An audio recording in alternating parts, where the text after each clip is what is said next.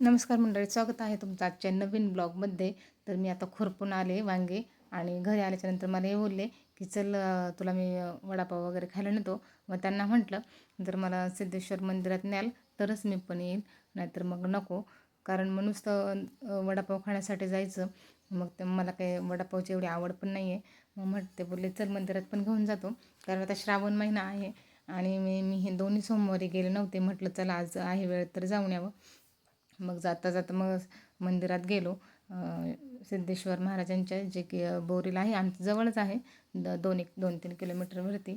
तर मग आम्ही निघालो तिथून आणि तिथं एंटर केल्या केल्या ते एवढं छान रांगोळी होती, कारण ही की सोमवारी काढलेली होती आणि अजूनही जसून तशीच होती. एकदम फ्रेश वाटत होती रांगोळी पण. आणि हे मंदिर खूप जुनं आहे, त्याचं बांधकाम त्यांनी आत्ता केलं आहे. आतमध्ये गेल्याच्यानंतर एवढं प्रसन्न वाटतंय आणि सकाळपासून जे काम केलं होतं ते एका क्षणात थकवा दूर गेला माझा.